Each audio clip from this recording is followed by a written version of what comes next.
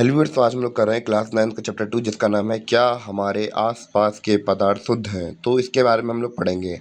तो पार्ट 1 में हम लोगों ने पदार्थ के बारे में देख लिया था कि पदार्थ हमारे 3 प्रकार के होते थे, सॉलिड, लिक्विड, गैस। ये सब हमने देख लिया था और आज हम लोग देखेंगे जो हमारे पदार्थ होते हैं वो शुद्ध होते हैं या अशुद्ध होते हैं। इसके बारे में आज हम लोग जानने की कोशिश करेंगे। तो शुद्ध पदार्थ और अशुद्ध पदार्थ क्या होते हैं, जैसे कि अगर हम लोग बात करें पानी है, ठीक है। पानी के अंदर अगर हम लोगों ने कोई चीज़ मिला दी, नमक मिला दिया, सॉरी, एक अच्छा एग्जांपल दे रहा हूँ। जैसे तेल है, ठीक है। तेल के अंदर अगर हम लोगों ने लोहे के पार्टिकल डाल दिए तो वह अशुद्ध हो गया, और तेल के अंदर तेल डाल दिया तो वो शुद्ध रहा। तो किसी चीज अलग अलग प्रकार के पदार्थों को मिला देते हैं तो वो अशुद्ध हो जाते हैं, और एक ही प्रकार के पदार्थों को रहने देते हैं तो वो शुद्ध होते हैं।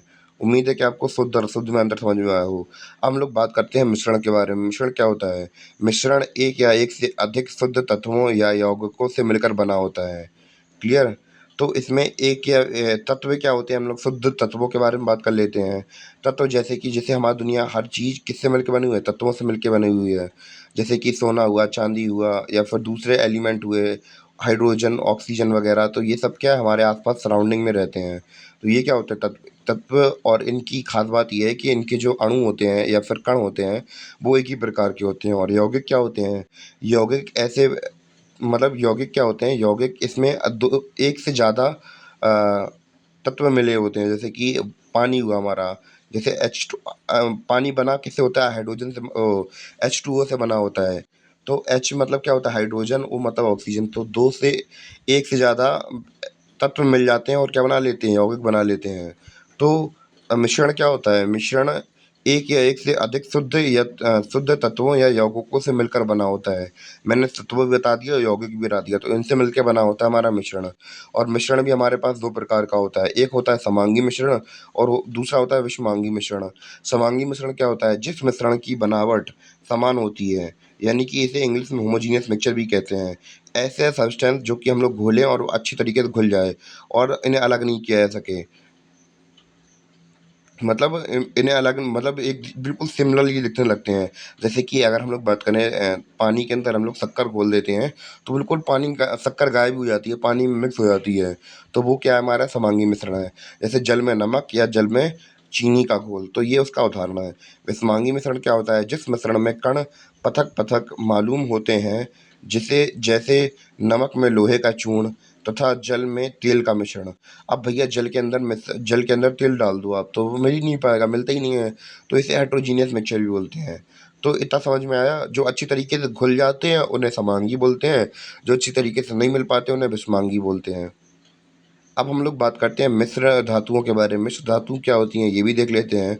ये धातुओं के समांगी मिश्रण होते हैं जिन्हें भौतिक क्रिया द्वारा अवयवों में पृथक नहीं किया जा सकता है, लेकिन इन्हें मिश्रण इसलिए माना जाता है क्योंकि यह अपने घटकों के गुण को दर्शाती हैं। जैसे पीतल, ये बना होता है जिंक से, जैसे 30% इसमें जिंक होती है, और कॉपर से बना होता है जिसमें 70% कॉपर होता है।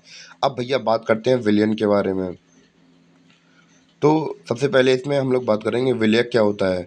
विलयन का वह घटक जिसके विलयन का वह घटक जो दूसरों घटक को घोलने का काम करता है। अब कोई भी चीज़, जैसे पानी है और नमक है। अब पानी नमक को घोल लेता है अपने अंदर क्योंकि पानी की मात्रा ज़्यादा है। तो पानी क्या हो गया हमारा? पानी हमारा हो गया विलयक, हो सॉरी, पानी हमारा विलयक हो गया, ठीक है।